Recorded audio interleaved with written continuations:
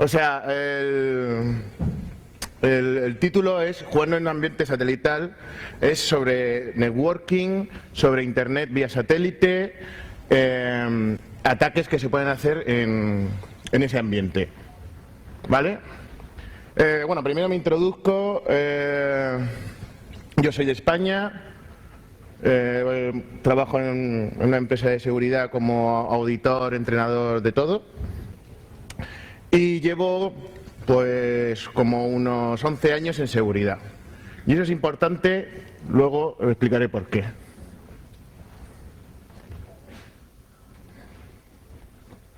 Vale. ¿Por qué he llamado a la presentación Jugando en un ambiente satelital 1.2? El 1. Es porque yo creo, por la experiencia en otras cosas, que luego, según se va diciendo esta información pública, habrá gente que comenzará a investigar, espero que alguno de vosotros haya alguno de esa gente, y estoy seguro que sacará muchísimos más ataques de los que publico aquí. El punto 2 es porque ya ha habido otras presentaciones anteriores sobre comunicación, bueno, y otra gente de Murcia que ha estado conmigo colaborando en el tema de los satélites. Realmente el gurú sobre comunicaciones a nivel de teleco es él sabe bastante de eso, y hizo una presentación en la Undercon, que es pues una party como esta, bastante más pequeña, no, que fue la primera que se hizo en España, y lo hizo en el 2004, en la 7ª o 8ª edición. Si vais a la página de la Undercon, ahí tendréis sus slides. De hecho veréis que algunos de los míos son cogidos y puestos, simplemente porque son de introducción. Y realmente fue el primero que habló de esos temas. Lo que pasa es que dentro de estos satélites, como veremos después, hay varias partes: captura de imágenes y captura de tráfico de internet y otros temas y otros ataques, que es sobre todo lo que voy a hablar yo. Y él se centra la captura de imágenes y un poquito de captura de datos. Entonces, por eso me pareció a mí que podía completar su presentación. Otra gente presentó, Jovedi, también habló sobre satélites, y él lo suyo iba más sobre comunicación vía satélite. Cómo se producía, no hablaba casi nada de hacking ni nada de datos. Simplemente era una introducción sobre cómo van los satélites. Adam Lowry, yo hice la presentación cuando la terminé, una semana después me di cuenta que Adam Lowry iba a sacar una presentación muy parecida a la mía en la Black Hat, cosa que me pareció... me sentó bastante mal. El caso es que, aún así, la presentación de Adam Lowry realmente es muy parecida a la de Wiseman.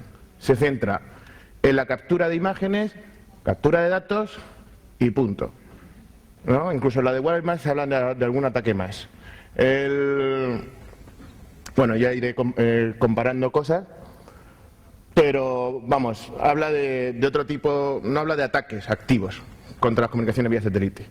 Y yo ya pues hice un post en el blog de mi empresa sobre eso, viendo la urgencia. Bueno, la presentación va a ir una pequeña introducción a los satélites, bastante pequeña, una pequeña introducción al protocolo DVB, o DVB, como decimos en España, que es el protocolo que vamos a atacar.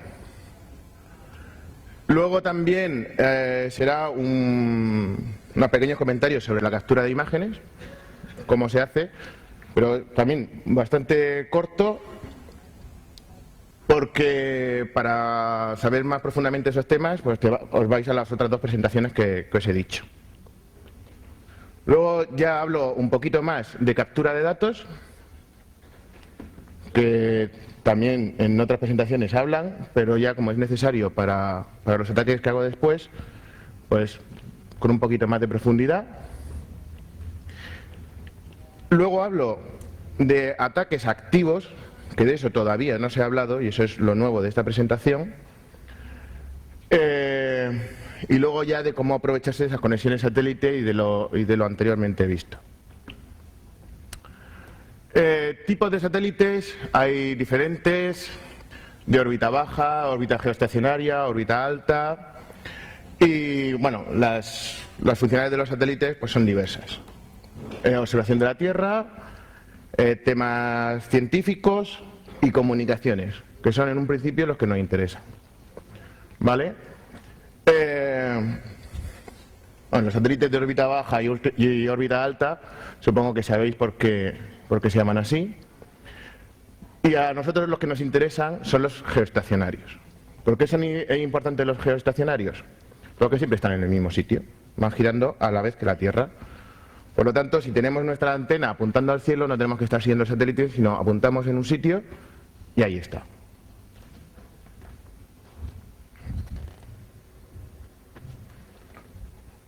Bueno, la utilidad de los satélites de órbita baja, meteorológicos, para los que usan radio, los amateurs de radio, y los geoestacionarios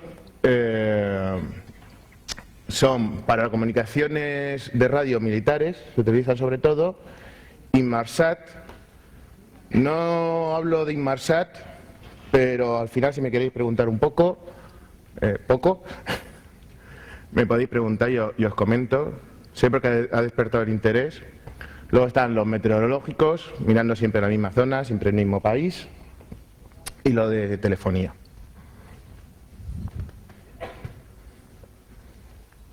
La introducción a los satélites bastante corta, no necesitamos saber más realmente.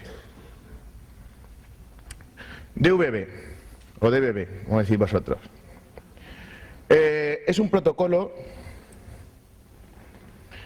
del ETSI, del estándar europeo, que define transmisiones de vídeo y audio y además también define datos. El DVB se utiliza en muchas tecnologías. Por ejemplo, en redes de cable se utiliza DVB-C, de cable. En España tenemos la televisión digital terrestre, ¿no?, que es una televisión digital que va por antenas normales, que utiliza DVB-T, de DVB terrestre. Y a nosotros, en este caso, nos interesa el DVB-S y el DVB-S2. Son las especificaciones para comunicaciones vía satélite. Realmente, la diferencia entre el S y el S2 es temas de ancho de banda y mejora de la calidad. Todo lo que voy a hablar, lo he hecho todo con DVB-S, pero es totalmente aplicable a DVB-S2. Lo único que habría que hacer es comprar un hardware distinto.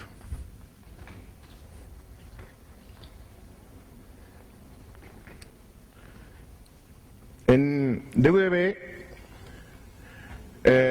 lo que nos importa en un principio son los transpondedores, que lo podemos entender como canales con unas frecuencias que son bastante importantes, porque a la hora de nosotros querer sintonizar nuestro satélite, las debemos de saber. Está la frecuencia, la polarización, si es horizontal o vertical, el symbol rate, que es la velocidad máxima de ese transpondedor, y el FDC, que se utiliza para temas de control de errores. Pues no os podéis ni imaginar, ¿no?, la de errores que se pueden producir en una comunicación vía satélite. Son varios kilómetros, miles de kilómetros. Luego, cada satélite puede tener muchos transpondedores encima. Bueno, no he dicho, el symbol rate es la velocidad máxima del transpondedor, que son de 30 megas. Me han estado preguntando mucho cuál es el ancho de banda, y el ancho de banda de un transpondedor es de 30 megas. Otra cosa es que al contratar una conexión a Internet vía satélite, te den 30 megas. No tiene por qué. Afortunadamente para nosotros, o desafortunadamente y afortunadamente para hackers y gente mala, las empresas permiten que un mismo transpondedor esté en varios clientes.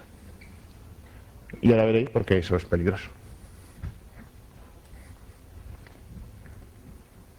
Realmente este es un esquema de cómo funciona DVB. O sea, lo mete todo en tramas y lo va mandando. En ningún momento en este gráfico pone cifrado. Eso es importante, que no ponga cifrado. El resto realmente nos da igual. Bueno, la cabecera del DVB sí que nos importa.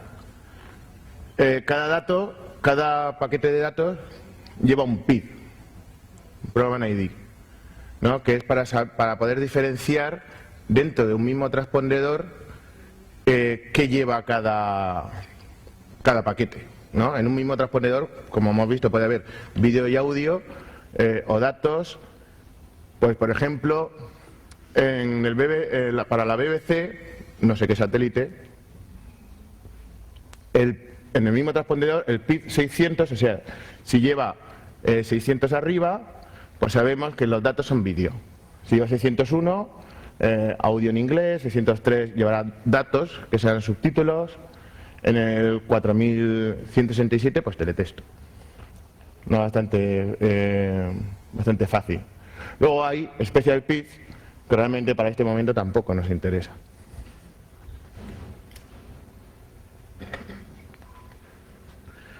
Vale. Una de las cosas para las que se utiliza el satélite y el protocolo de DVB es para el vídeo y sobre todo para los feeds. Los feeds son vídeos temporales, o sea, imágenes temporales de vídeo que se mandan. Por ejemplo, cuando en unas noticias conectan con un corresponsal, pues la imagen que nos llega en directo desde 1000 kilómetros viene a través de feeds de DVB, de satélite. Eso quiere decir que se pueden sintonizar, y tú los puedes sintonizar, no vienen cifrados ni encriptados de ninguna forma. Entonces se utiliza para emisiones en vídeo, en vivo, ¿no? Y para mandar también televisión internacional. Por ejemplo, televisión española internacional, que por ejemplo se puede ver aquí en Argentina, son feeds de DVB. ¿Esto por qué es interesante? Por lo pronto, porque puedes capturar, si puedes sintonizar un satélite de Oriente Medio, pues puedes ver un partido de fútbol que en España sería de pago. No sé aquí cómo iréis con ese tema, con televisión de pago, pero en España para ver un partido Real Madrid-Barça hay que pagar. Es un partido de interés nacional. Pues si logras sintonizar el satélite, creo que era de Yemen, o no estoy seguro cuál era, pues podías ver los partidos, al menos antes. También los feeds sirven porque las empresas de comunicaciones empiezan a mandar imagen antes de empezar las noticias. Hay muchos casos curiosos donde te ves pues a la periodista arreglándose el pelo o haciendo comentarios de qué tonto es este de aquí al lado, porque saben que tienen la cámara enfrente, pero saben que en las noticias en la televisión todavía no los han puesto, entonces se creen que están libres, ¿no? Entonces pues puedes pillar bastantes cosas. Esto es, por ejemplo, es un antiguo político muy querido en mi país. Y hubo un caso en el 2002, para que veáis lo antiguo que es esto, en el que un aficionado, ¿no? Como podría haber sido pues mi compañero Guaresman o podría haber sido yo, viendo feeds, de pronto, buscándolos, encontró un feed de la OTAN. Y se encontró que estaban transmitiendo imágenes de bombardeos en diferentes países. O sea, en la guerra de Kosovo, por ejemplo, creo que es en la de Kosovo, pues pilló estas imágenes. Yo temo por aquel general o que sea de la OTAN que contrató la empresa para transmitir vídeos así. O sea, esto es bastante fuerte, porque eso quiere decir que si alguien en su casa podía estar viéndolo, también lo podía estar viendo el enemigo.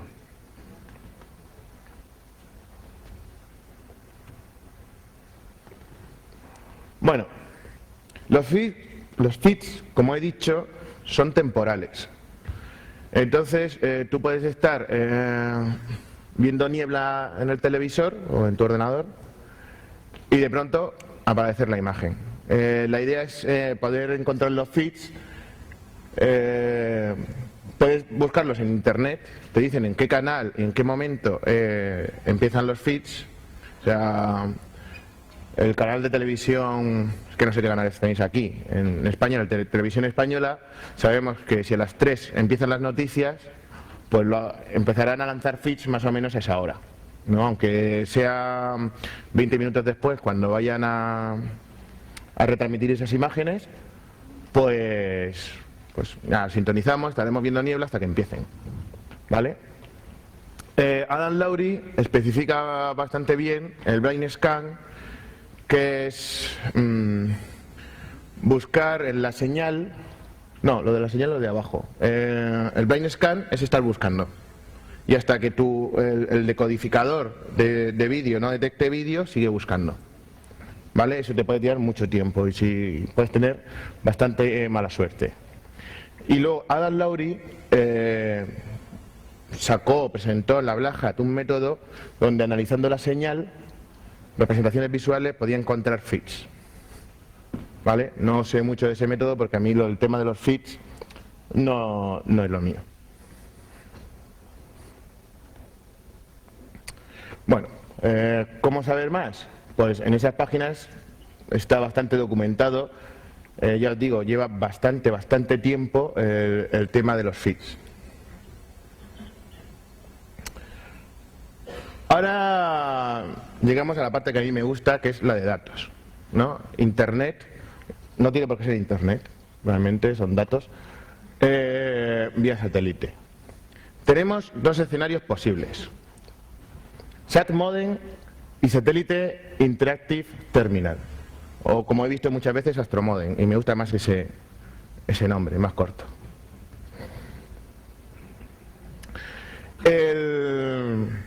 Bueno, una de las cosas que he dicho es que no soy diseñador gráfico, ¿eh? Lo digo por la calidad de la... Cuando estamos con Sat Modem,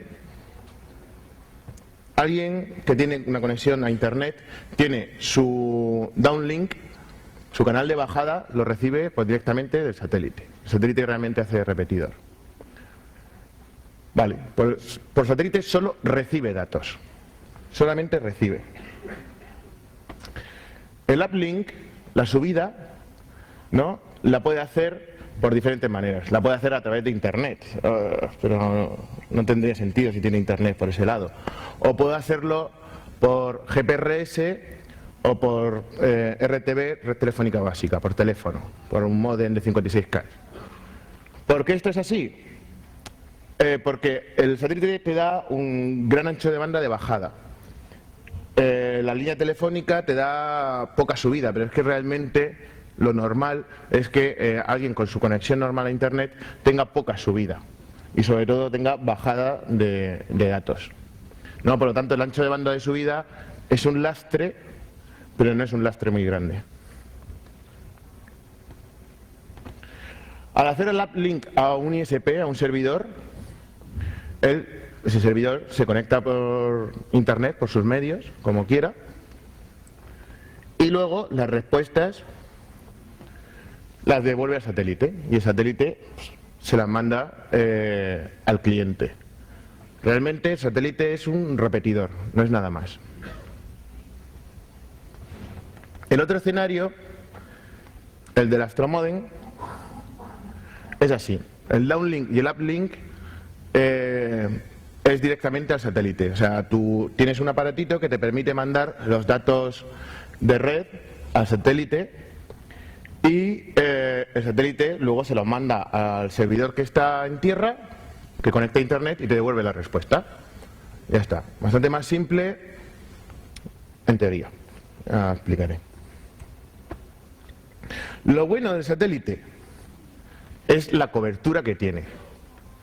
O sea, ya no hace falta ir con el coche y la antenita buscando conexión, buscando una red. O sea, tienes cobertura continental. Ese es un ejemplo del Eurobird, del Hybrid, que en Estados Unidos. No he encontrado, he buscado rápido una en Sudamérica, pero no he encontrado. Lo que sí sé es que el Hispasat tiene bastante cobertura, tiene cobertura de toda Sudamérica.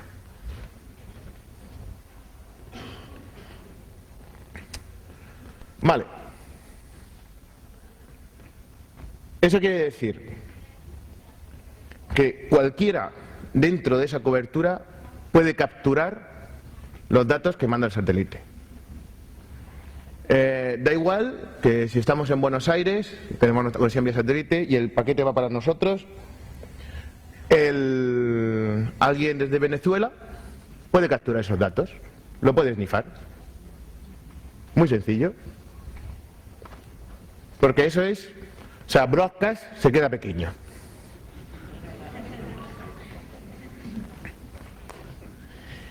¿Y qué necesitamos para hacer esa maravilla? Una tarjeta de DVB. Yo uso la SkyStar 2. Realmente no sé si es la única que puede, pero es la mejor. Tenemos unas aplicaciones, una aplicación bastante currada, la Linux TV, DVB Apps, que se implementaron primero para ver televisión vía satélite, pero también llevan herramientas para datos. Nuestro sniffer preferido, en mi caso el Wireshark, y creo que el de todos, la antena y, importante, los datos para orientar la antena. No vale con poner la antena al cielo, eso no vale.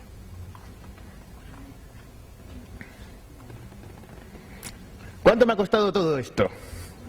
A mí me costó 50 euros, unos 250 pesos, ¿no? ¿Por qué me costó tan barato? Porque en España se puso de moda piratear la televisión vía satélite, que era de pago. Entonces había... en España somos punteros en eso, todo lo que sea no pagar. La gente cogía la señal de satélite del canal satélite digital, esa sí que iba cifrada, la descifraba y veía la televisión. Televisión de pago, gratis, fútbol, películas, todo. ¿Qué pasa? Que esta gente ya se reforzó, usó mejor criptografía y ya pues dejó de poderse hacer.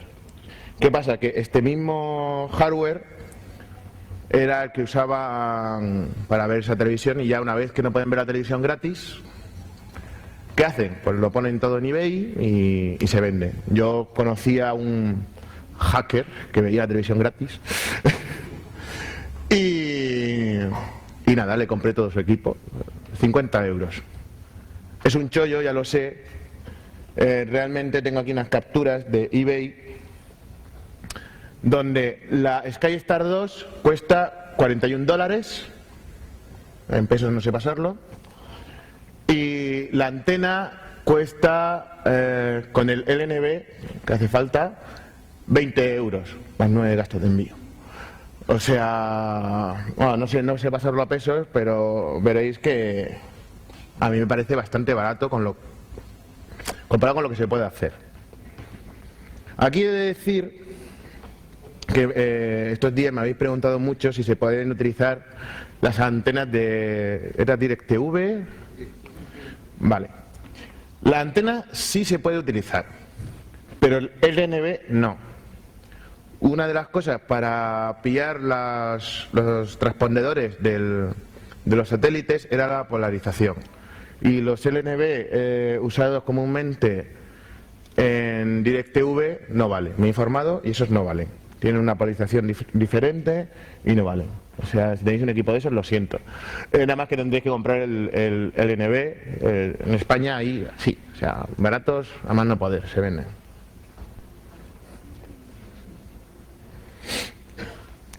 Vale. Esta tarjeta, la SkyStar 2, pues es soportada directamente por Linux y tenemos esas aplicaciones. Yo pongo exactamente la versión que utilizo porque a mí me fue de maravilla, todo compiló sin ningún problema. Uso Fedora, no uso Debian, no sé si hay aquí algún linuxero, en España sí. No, con Chema. Y con eso me compiló todo perfectamente y no hubo ningún problema. Increíble. Vale, ahora ya tenemos la tarjeta puesta en el ordenador. Yo utilizo una tarjeta PCI, o sea, lo tengo en un ordenador de sobremesa. Hay SkyStar USB, pero no las he probado. La teoría dice que sí debería poderse hacer, se podría hacer lo mismo, pero no lo he probado, no puedo decir que sí seguro. De hecho, a lo mejor la lentitud, bueno, como ya veremos después, la lentitud del USB puede ser un problema en el futuro. Vale, ¿qué necesitamos ahora? Sintonizar nuestra tarjeta. Bueno, antes de sintonizar nuestra tarjeta, debemos poner la antena. No lo he puesto en los slides. Bueno, para poner la antena, no lo he puesto en ningún sitio. Bueno, para poner la antena, tenéis que apuntarla a un satélite en el que queráis. El que queráis no tenéis que piratear ningún satélite. Para hacer esto se coge la antena, se apunta al satélite y para eso hay que conocer ciertos datos. Esos ciertos datos en las direcciones web que he puesto antes están, ¿no? Qué orientación y tal. Hay unas herramientas que se llaman SatFinders que te ayudan a poner la antena exactamente al satélite. Ten en cuenta que un simple centímetro te lleva a que no tengas conexión. Un centímetro, incluso medio centímetro, te dice que te puede dar problemas, ¿no? La antena tiene que estar justo apuntando a donde tiene que apuntar. Orientación, ángulo y la polarización del NNB. Una vez puesto eso, llevamos el cablecito a nuestra tarjeta PCI, a nuestra SkyStar, la tenemos que sintonizar, buscar un PID que lleve datos y ya crear un interfaz Ethernet. Para sintonizar nuestra tarjeta vamos a utilizar una herramienta que se llama SZAP, viene en las Linux Tools, esta de DV, y simplemente necesitamos saber la configuración del transponder del satélite al que estamos apuntando, de uno de los transponders, porque puede tener varios, ¿no? Esto se guarda en un fichero de configuración que es channels.conf. Tienes el nombre del transpondedor que quieres, frecuencia, polarización, el rate, etcétera. Estos datos realmente los tenéis que buscar en internet, ¿no? Cada satélite tiene uno diferente. Bueno, a ver, pues, están las URLs donde están. Bueno, lanzamos el SZAP que sintoniza nuestra tarjeta, le decimos el fichero de configuración, el nombre del transponder que queremos utilizar, porque puede haber varios transponders en el mismo fichero de configuración, y ya está, y lo mantienes corriendo. La imagen que te sale es algo así, ¿no? Ahí te dice la señal que hay, etcétera. Y eso lo dejas en otro, o sea, en background, en otro terminal, lo que quieras. Aquí es un buen sitio donde encontrar las configuraciones de los diferentes transpondedores de los diferentes satélites. Luego, una vez que ya tenemos sintonizada nuestra tarjeta, tenemos que encontrar un PID. En este caso, como queremos datos, queremos encontrar un PID con datos. Pues hay una herramienta, el de WebSnoop, ¿no? Que con el parámetro de PID-scan, pues te encuentra, bueno, te dice todos los PIDs que hay. Si hubiera PIDs de vídeo, pues te lo pondría, si hubiera de audio te lo diría, si hubiera de radio, que también se utiliza, lo diría, ¿no? Pero a nosotros nos interesa los que pone Private Data, DVB Datagram, etcétera. Los otros son otros PIDs de otros usos. No sé lo que son y no me importa. Entonces nos tenemos que quedar con uno de esos PIDs. Vale. Luego queremos crear nuestra interfaz Ethernet.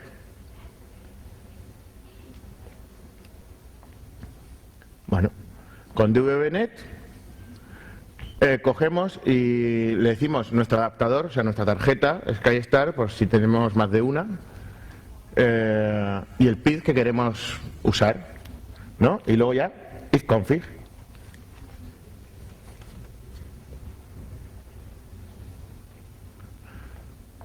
En la lista de antes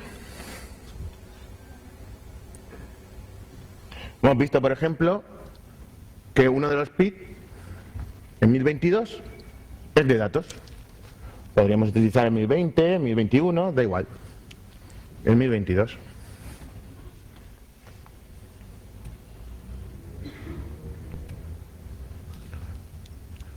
DVBNet 0, que es la única SkyStar que hay instalada, y el PID el 1022. Ya lo hemos creado, ¿no? Te dice que tienes una interfaz DVB00 y en vez de hacer un isconfig DVB0 app. Vale, ya tenemos una interfaz.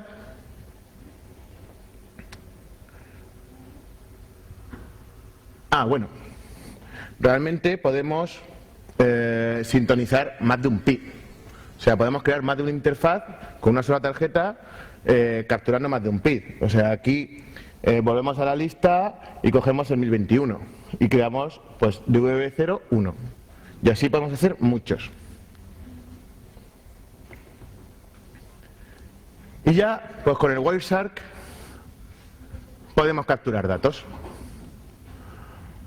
Por ejemplo, en este caso, activándolo, cogí 16.358 paquetes en solamente 10 segundos. Y lo puede ver más. Es bastante bonito cuando lo pones y ves. ¿Eso por qué pasa? Porque en mi transpondedor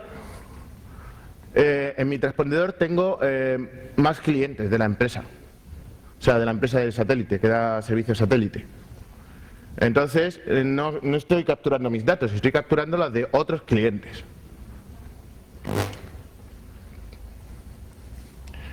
En las estadísticas, así no se ve muy bien, me pareció bastante curioso que hay creo que era un 1,4% de datos SSL, un 0,22% de SSH y el resto es tráfico en claro.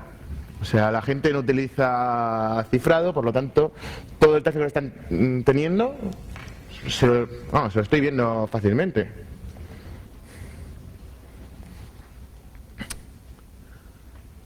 Vale, ¿qué puede pasar con esto? Pues puedo coger passwords, puedo coger cookies de sesiones de HTTP autenticadas, leer correos electrónicos, ficheros, etcétera. Bueno, hay una herramienta, no me acuerdo cómo se llama, que lo que hace es, a través de satélite, sintonizando, va capturando todos los ficheros que se baja la gente por el emule, por iDonkey. Bueno, como he dicho, hay dos escenarios, el SAT-modem y el Astro-modem. Estamos siempre presuponiendo un escenario de SAT-modem. En un escenario de SAT-modem nada más que podemos ver, la gente nada más que recibe datos, pues nada más que podemos ver los datos que recibe. Y esto es un caso bastante curioso que no debería ocurrir, pero ocurre. Que es hemos visto que clientes que tienen el servicio con Astro-modem, realmente no solamente le pillamos la bajada, sino también le pillamos la subida, cosa totalmente ilógica. Porque el protocolo de comunicación vía satélite dice que la comunicación entre el satélite y el ISP, esta comunicación entre los dos no es DVB. Por lo tanto, yo no debería poder capturar los datos que le manda el cliente al satélite y que luego le manda al servidor. Pero ocurre. No lo sé. Lo hemos investigado. No sabemos por qué. El caso es que ocurre, las podemos capturar y no sé, debe ser un agente con una arquitectura bastante rara. No la normal. Vale. Hasta aquí todo se ha visto con más o menos detalle. No hay nada nuevo. Lo que yo vi y hablé con Waterman cuando me lo enseñó por primera vez es que se pueden hacer muchísimas más cosas, no solamente capturar datos. O sea, el poder snifar los datos me puede permitir hacer otros ataques, lo que se llaman ya ataques activos. Por ejemplo, yo voy a hablar de estos tres. Y voy a hablar primero del DNS spoofing. ¿Todo el mundo sabe lo que es DNS spoofing? Si alguien no sabe, que diga no, porque no lo veo. Vale, todo el mundo sabe lo que es DNS spoofing, que es contestar a una consulta DNS con una dirección, con una respuesta falsa para que lo lleve a una dirección diferente. Bueno, pues los que sabéis un poco de DNS spoofing, sabéis que los datos que necesitamos para poder crear una respuesta falsa son el request ID, el puerto de origen, UDP, la IP de origen, la IP de destino al servidor DNS que se hace una consulta, ¿no? Y por qué nombre o IP se está preguntando. ¿Qué pasa? Que si estamos snifando, toda esa información llega a nuestro ordenador. Es muy fácil, muy fácil, ya crear una respuesta falsa, spoofeando la IP de origen, y que el otro cliente se traiga esa información y podemos desviarle el tráfico. Ya está. O sea, pudiendo capturar la petición DNS, no hace falta más. Hay muchas herramientas que hacen eso. Yo utilizo JIT, que es una herramienta muy antigua, muy antigua. ¿Por qué que se puede hacer este ataque es importante? Bueno, pues por temas de phishing, pues cuando alguien vaya a su banco, lo puedes desviar a tu servidor. Porque aunque solamente podamos capturar el tráfico de bajada, por medio de ataques como el del WPAD, podemos desviarle el proxy a nuestro servidor, etcétera, y podríamos capturarle también el tráfico de subida, porque nos permitiría utilizar ataques como el de SSL Strip, ¿no? Del cual ya van a hablar mañana, creo. TCP hijacking, ¿eso también lo conocéis todos? ¿Lo que es? No, ¿verdad? Decía yo que es importante, que llevo muchos años trabajando, porque estos son ataques. El DNS spoofing se ha puesto ahora más de moda gracias a Dan Kaminsky, pero son ataques, como me dijeron, old school, que ya no se hacen, y la gente los desconoce y siguen siendo peligrosos. El TCP hijacking es la habilidad de meterse, de hacer, bueno, man in the middle no, de meterse, de secuestrar una conexión TCP. Por ejemplo, un cliente tiene una conexión Telnet con un servidor, con un router, que todavía utilizan Telnet, y si yo puedo hacer un secuestro de esa conexión TCP, si puedo meterme en medio, pues puedo yo, una vez que el cliente se ha autenticado ya en el router, pues le corto la conexión al cliente y yo me quedo con el router conectado, ya con la sesión autenticada y con todo el control. ¿Cómo funciona TCP? Bueno, hay un... TCP lleva una secuenciación, ¿no? Lleva, bueno, un número de secuencia, un número de un ACK, y para saber, al mandar el paquete, para saber que el paquete que le devuelve el servidor es es una respuesta al primero, ¿no? En la secuenciación, en el segundo paquete, el número de secuencia es el de ACK del anterior paquete y el del ACK es el número de secuencia del anterior paquete más el tamaño de los datos que llevaba. No sé si os ha quedado claro, pero además cómo se mantiene... No me sale la palabra ahora. Vale. Es como se mantiene la conexión TCP sincronizada, eso, sincronizado. ¿Qué pasa? Que si nosotros podemos capturar S1, A1 y sabemos la longitud de los datos, podemos crear un paquete 2 falso, ¿no? O sea, todos los datos que tenemos para la secuenciación, que son estos, los tenemos. O sea, podemos crearlo falso fácilmente y en L2, bueno, y en los datos de ese paquete podemos meter lo que nosotros queramos. Luego ya, en este caso B, que sería un servidor o cliente, da igual, B perdería la sincronización con A, porque no sabría qué cantidad de datos le hemos mandado a nosotros. Pues, esnifamos en un satélite, sería así. Vemos vemos S1, A1 y sabemos L1, pues nosotros podemos generar una respuesta. Ya hemos secuestrado la conexión TCP. He visto, se utilizan en estos ambientes mucho tráfico, mucho Telnet, he visto HTTP, muchas cosas que se pueden secuestrar.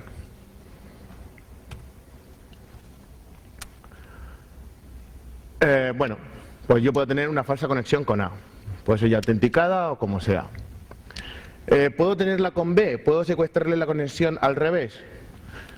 Algunas veces se puede hacer. Sería largo ya explicar eso, pero algunas veces también se puede saber. Si sabes lo que B le va a responder a A, si sabes el tamaño del paquete de datos, pues realmente también lo puedes hacer. Puedes predecir 3. ¿Herramientas que hagan esto? Estas 3 herramientas, el Hunt sobre todo. Lo que pasa que algunas, como el S-Hijack, esperan poder capturar bidireccionalmente, que es como normalmente se hacía este ataque. Tú estabas en una red local y podías esnifarlo todo. Preguntas, respuestas, etcétera. Entonces, ahí hacer el hijacking era más fácil. Bueno, para mí es igual de fácil. Yo no necesito más datos. Yo no necesito saber la respuesta de B para hacerle el hijacking, pero bueno.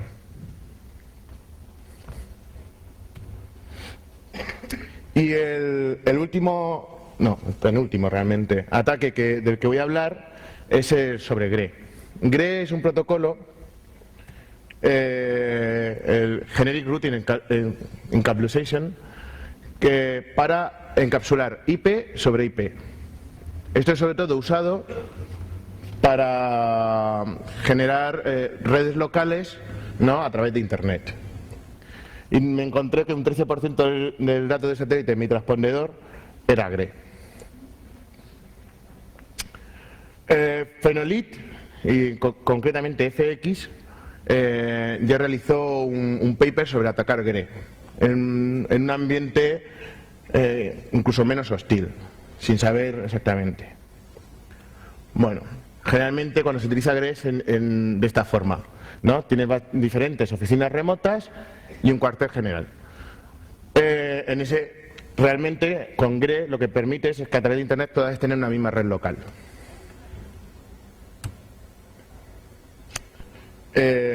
¿Cómo puedo atacar GRE en esta situación? Pues primero snifo el tráfico GRE y en un paquete GRE tiene esta estructura.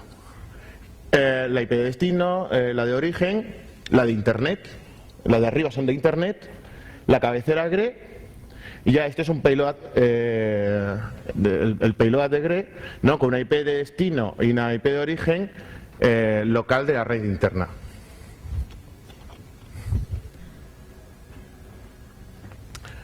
Bueno, las primeras de arriba son de Internet, como ya he dicho, y el proceso es este. Alguien, que será la calavera, está ahí capturando.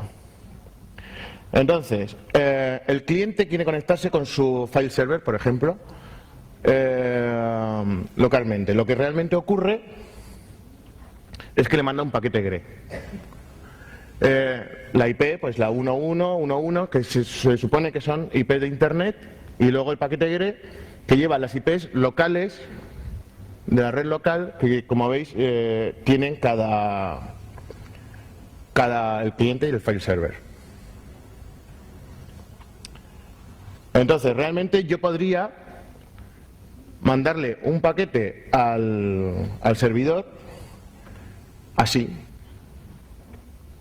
O sea, yo he podido esnifar el otro tráfico, sé qué estructura tienen, sé qué IP usan.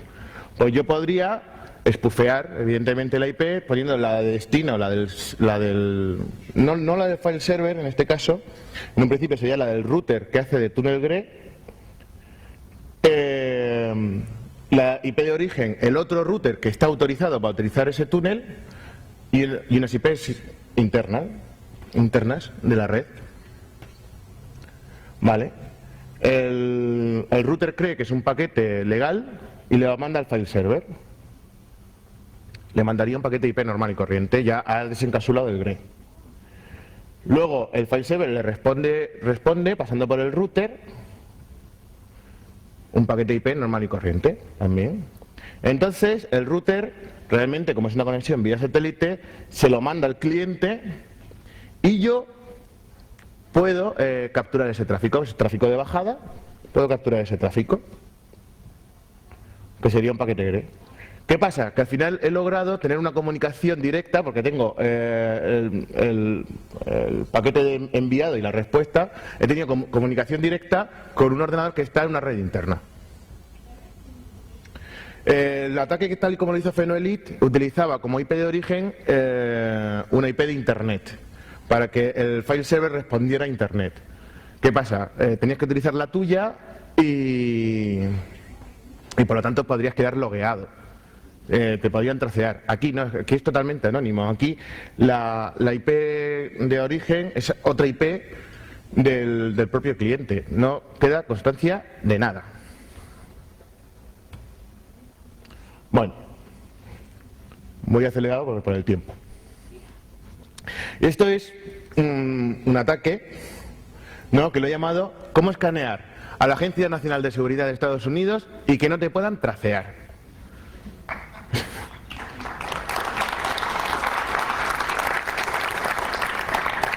Realmente el nombre se queda corto, porque como veréis va algo más allá. Bueno, yo puedo mandar por mi interfaz, por mi interfaz de Internet normal y corriente, no el de satélite, con mi conexión normal y corriente de Internet, puedo mandar un paquete IP con la dirección de origen espufeada. Puedo mandar, por ejemplo, un paquete SYN de TCP para abrir conexión a un puerto TCP. El caso es que si el otro en el servidor al que lo estoy atacando tiene el puerto abierto, me devuelve un SYN ACK. ¿Qué pasa? Que el SYN ACK es un ordenador que está conectado a través del satélite. Por lo tanto, yo lo puedo capturar. Entonces, por una interfaz mando el SYN. No está en mi dirección IP. Para nada, no está en ningún lado. Y capturo la respuesta. Pues así puedo hacer un escáner de puertos, ¿no? Lo que pasa, que yo me di cuenta, viendo esto, haciendo esto, y dije, si yo puedo mandar un SYN y recibo el SYN ACK, ¿por qué no puedo tener realmente una conexión? ¿No? Tengo todos los datos. Envío, me responden, puedo volver a enviar, puedo volver a responder. Entonces, me di cuenta que puedo configurar mi Linux para que tenga una conexión vía satélite. ¿Y cómo se hace? Pues yo le estuve dando vueltas a la cabeza, buscando información, y al final, ahora veréis que es una tontería. Una tontería.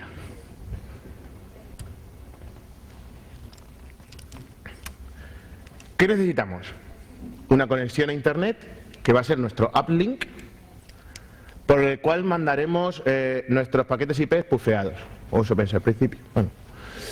Luego, pues poder recibir datos del satélite, que ya lo tengo montado para hacer las otras cosas. Bueno, pues ¿qué hago? Primero encuentro una IP que esté enrutada vía satélite, pero que no haya nadie escuchando, sobre todo para que no me dé problemas a la hora de conectar, de que los dos mandamos paquetes y respondemos, etcétera. ¿Esto cómo lo hago? Pues sé que IPs están ruteadas normalmente vía satélite, pues hago un pin sweep, un escáner con el ping, a ver qué otras IPs están vivas por ahí. ¿No? Encuentro una que no responda y esa va a ser mi dirección IP. Vale. Cojo la MAC de mi router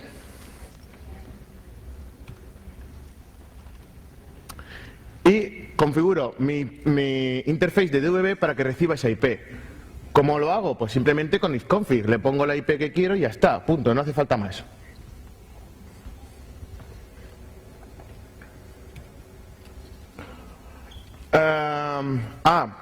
Hace falta, sí, claro que hace falta más. La Mac es una interfaz de Ethernet. Al fin y al cabo se transforma como interfaz de Ethernet. Como puedo capturar los datos que van hacia esa IP, veo a qué Mac mandan esos datos, aunque no responda, y la Mac a la que mandan esos datos, que generalmente suele ser una genérica de un router que hay en tierra, cojo esa Mac y se la configuro a mi interfaz. Se la configuro a mi interfaz de red y me pongo pues la IP que voy a tener, mi IP satelital, ¿no? No sé si se ve muy bien, creo que no se lo debéis de ver. Me ponéis config DVB0, la IP, la máscara de red, que es 255, 255, 255, 255, hardware header y me configuro también la MAC. Y así todos los paquetes que vayan a esa IP, que van a esa MAC, pues los recibo yo. Y entran en la pila TCP/IP de mi Linux. Utilizo esa máscara de red por evitar problemas de enrutado. Ahora, configuro también mi interfaz de salida a Internet para que tenga esa IP. Para evitar, para que mi router acepte los paquetes, ¿no? Tengo que poner un routing especial, o sea, especial. Tengo que configurar que el default gateway sea una de las máquinas, o sea, realmente me configuro la IP con una pequeña netmask, ¿no? Que me acepte cuatro hosts, configuro uno de esos hosts como mi default gateway y configuro, hardcodeo la MAC de ese host inventado realmente como o sea, la MAC en la tabla ARP, para que no tenga que preguntar, porque si pregunta nadie le va a responder, porque ese gateway no existe en mi red. Pero así, no pregunta y directamente el Linux manda el paquete. Y ya está. O sea, funciona. Configurándolo así, el Linux, el kernel, la pila TCP/IP es independiente de los interfaces por donde llegue el paquete. Entonces, tú quieres hacer una conexión HTTP a un servidor, a Google, o mandas un ping, lo mandas por una interfaz que sale porque la has configurado como he puesto, y la respuesta la recibes por el otro, pero para Linux le vale. Da igual por dónde llegue la respuesta, le vale, ¿no? Aquí hago un ping a Google y ya está. Como veis, tampoco tiene mucha latencia. Ya tengo una conexión totalmente anónima a Internet. Por lo que he hablado de la cobertura. O sea, es una cobertura, en mi caso, europea. Yo puedo estar en Alemania, en Italia, en España, en el Reino Unido, incluso en Marruecos. Aquí en Sudamérica pues puedes estar en Uruguay, en Venezuela, en Perú, donde sea. Es así de sencillo. Una cosa que me dio problemas, y por eso lo pongo, son los servidores DNS, porque yo seguía teniendo configurados los servidores DNS de mi proveedor que no aceptaban peticiones de IPs extrañas, ¿no? Te pones unos que sí las acepten y punto, y ya funciona.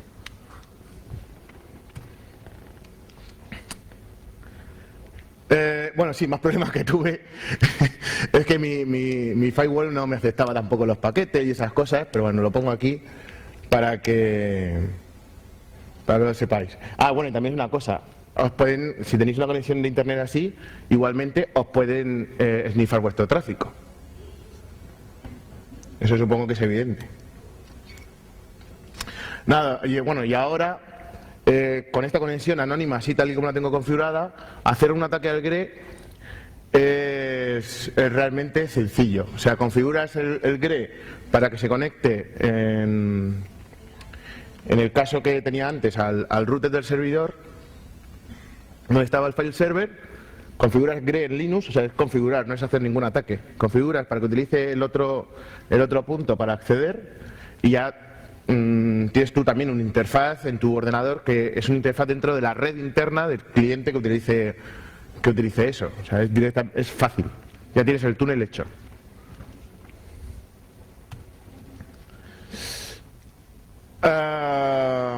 Bueno, en el otro escenario, en el del Astromodem, donde puedes capturarlo todo, pues todos estos ataques son muchísimo más fáciles. Bueno, no son más fáciles, son iguales de difícil, pero vamos.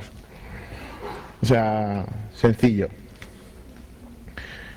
Y ya, ¿qué es lo que hay que hacer para el futuro? Que es a lo que me tengo que dedicar. Quiero buscar cómo se puede detectar a alguien que está haciendo esa conexión anónima a Internet. Demasiado peligroso y hay que buscar métodos para tracear a esas personas. Tengo alguna idea, pero realmente no lo veo extremadamente difícil. Y luego está la opción del Astromodem, con un Astromodem poder enviar datos al satélite. Que bueno, eso ya es más caro. Eso es más caro porque la subida de datos al satélite no es tan estándar como la bajada, entonces cada proveedor puede utilizar un sistema. Entonces ya habría que ver los diferentes proveedores, los diferentes sistemas, a comprarse los diferentes aparatitos. Más caro. En un futuro. Bueno, ya las conclusiones son las comunicaciones vía satélite son inseguras.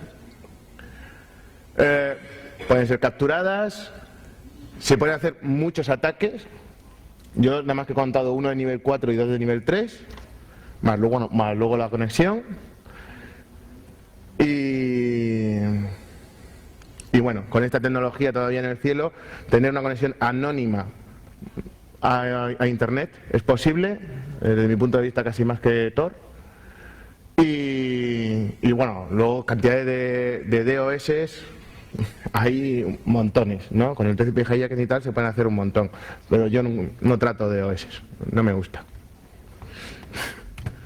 Y ya está.